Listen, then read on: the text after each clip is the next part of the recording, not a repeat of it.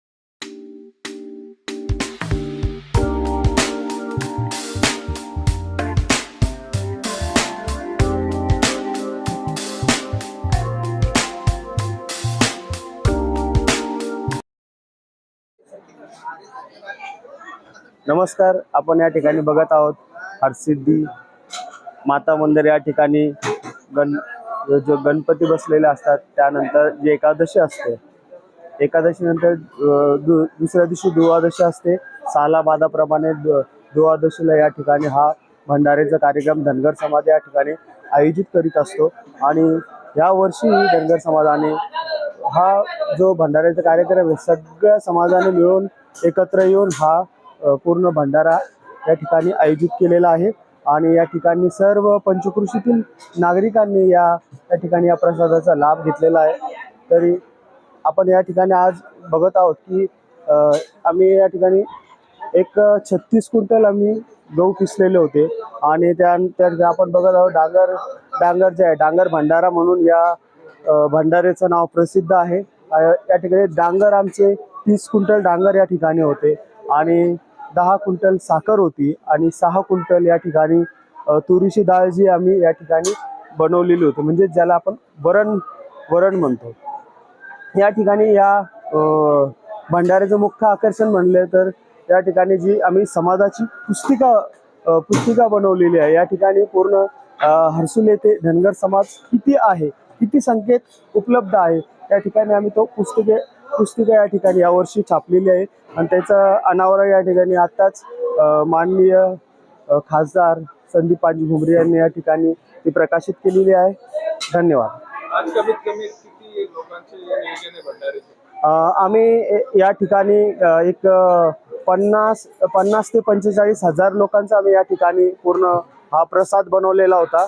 आणि या ठिकाणी आपण बघत आहात की आमचं या ठिकाणी कमीत कमी आता 35 हजार लोक या ठिकाणी जेवून गेलेले आहेत। किती वर्षापासून ही आम्हाला कळत नाही तेव्हापासून पारंपरिक पद्धतीने हा भंडारा आयोजित धनगर समाज करत असतो। किती लोकांचे नियोजन आहे तुमचं? नाही, पूर्ण समाजाचा नियोजन आहे सर हा। आणि या ठिकाणी ह्या भंडाऱ्यासाठी मार्गदर्शन माननीय नगरसेवक पूनमचंद ममनी यांनी या ठिकाणी केलेलं आहे। त्यांच्या मार्गदर्शनाखाली त्यांच्या नेतृत्वाखाली हा पूर्ण भंडारा या ठिकाणी आयोजित केलेला आहे। माझं नाव हरिदास मस्के। माझं नाव संतोष नारायण वाणी। आम्ही काल संध्याकाळपासून इथं सगळं गावातले आव्हान केलं ते तरुण मंडळींना का इथं आम्हाला सहकार्य पाहिजे, मदत, श्रमदान, त्यांच्यासाठी सगळे लोक आले। रात्री मुलांनी, तरुण मंडळींनी डांगराचे काय कापणे, धुवून धावून कापणं आम्हाला श्रमदान दिलं। महिला मंडळींनी पोळ्या टाकून दिले, एकही पैसा न घेता सगळे लोक एवढं काम चालू आहे।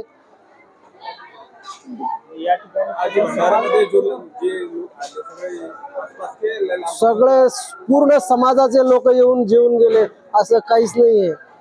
हा, धनगर समाजाचा भंडारा आहे, असं धनगर फक्त धनगर समाजाच नाही जेवलाय, पूर्ण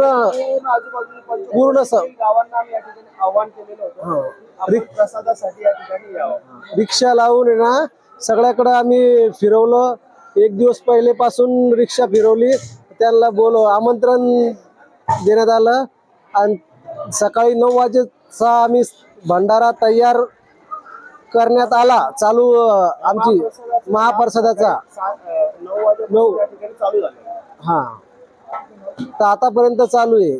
अजून संध्याकाळपर्यंत चालणार आहे. अजून बी काम तुम्ही पाहत आहात का काम चालूच आहे.